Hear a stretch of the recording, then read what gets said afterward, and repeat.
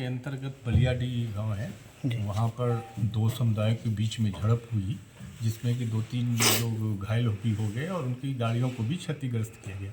मामला ये था कि एक समुदाय के लोग हनुमान चालीसा पाठ के लिए उस गांव में जमा हुए थे। कुछ उस गांव के भी थे और कुछ उस गांव के बाहर के लोग भी वहाँ जमा होकर के नमाज पढ़ हनुमान चालीसा पढ़ रहे थे। जब ये लोग उधर वहाँ पर वो लोग जब जा रहे थे तो जाने के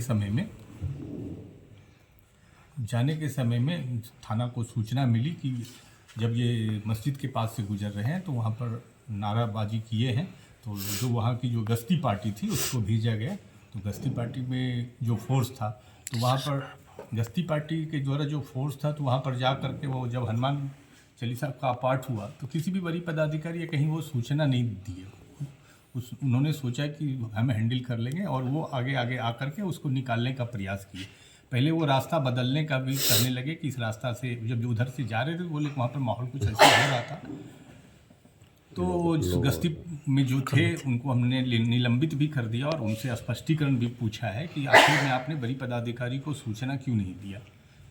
और 2 केस हम लोगों ने दर्ज किया है। एक वहाँ के पब्लिक के बयान पर हमने दर्ज किया है जिसमें कि 41 लोगों को नामजद किया है और अन्य 50-60 लोगों पर उस केस को हम लोग ने दर्ज किया है और उसमें से 8 लोगों को हमने गिरफ्तार किया है।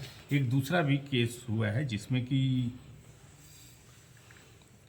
वो जो बिना लाइसेंस का बिना ऐसे ही जुलूस जमावड़ा लगाए थे और आपत्तिजनक नारा लगाए थे और विद्वेष फैलाने का जो कोशिश किए थे तो उसके लिए भी एक केस को दर्ज किया गया है। दोनों में कार्रवाई चल रही है और हम लोगों ने दोनों जगहों पर चूँकि जो जिनको चोट लगी थी वो जमुई थाना अंतर्गत थे तो यहाँ पर भी हम लोगों ने शांति समिति की बैठक की। वहाँ पर भी हम लोग जा कर के शांति समिति का बैठक किए और अभी माहौल शांतिपूर्ण है। सर मिली जानकारी के अनुसार